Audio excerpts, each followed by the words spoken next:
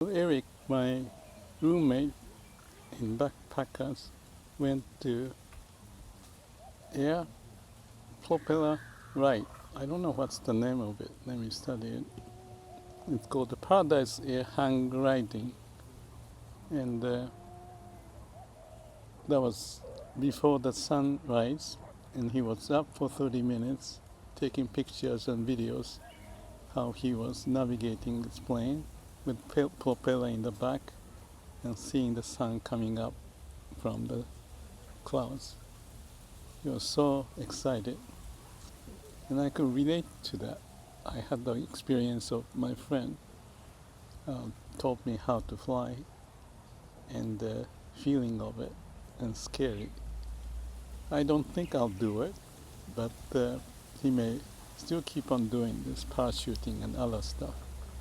He's 52 or something and seemed to be wanting to explore life, and it's good. One thing I thought by listening to his stories, the sense of fear is gone at certain point and start to enjoy it.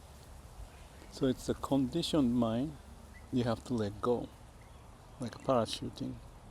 And in his case, when the plane was turning right or left, and he could navigate, or you know, by shifting the weight by certain movement, and he felt scared. And I remember the same feeling that you see down below, let's say on the right, and you don't want to even look at it because you feel like you're falling off. But because of the momentum, you are more stable, but that's only in the logic, but physically you may not feel comfortable. So there's a sense of ego, securing what you know and don't want to expand.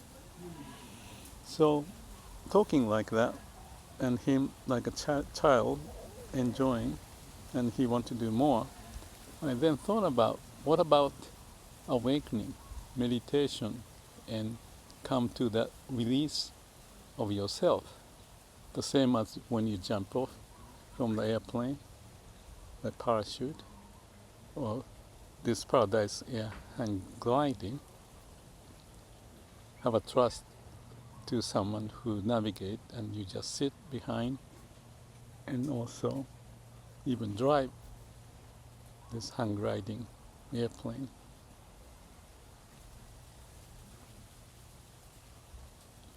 Is it possible to guide in meditation for you to let go of your ego? That's basically is the way I can characterize, and I may have characterized how it happened. And each person's level of fear, uncertainty, and how committed you are, whether you jump off or not, that's a very difficult decision. And I was talking to Erik about this, that Daisetsu Suzuki said, and I mentioned this in the other video, that when people commit suicide, they cannot take hold of yourself anymore. Too depressing, too sad, so they want to cut it out. So they may jump off from a high mountain or waterfall. There's a famous place in Japan, those people commit suicide in that waterfall. And he said that when they jump off,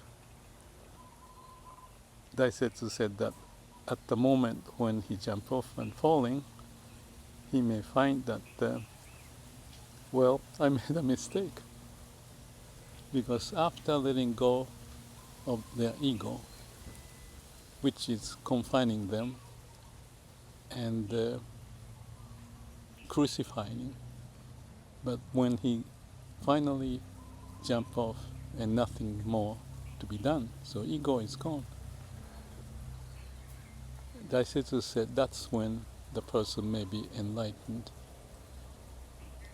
but maybe a little late before his death. When nothing can be done, there's a way.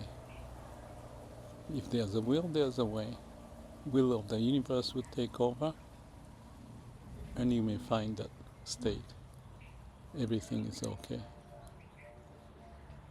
So it's a story of the paradise hang gliding for Erik, and he was excited, and he was happy to show me the pictures, and he wanted to move on, maybe bungee jumping or parachuting. But I also related to the experience of awakening. Somewhat similar. Let go of your fear, confinement, and accept everything to be liberated. Back to your eternal home. So just a thought from the experience of Erik this morning.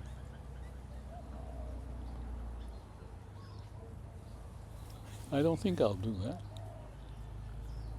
Swimming with shark in the water is also no gravity. And it's exciting enough for me. And we can find those moments anytime. We get the hang of it. So let's keep practicing, connecting to the root of who we are. If there's a will, there's a way. May all beings be happy. Happy in the sense of true happiness, not the ego happiness. Eternal, blissful sensation of being with the way of the universe. It's there.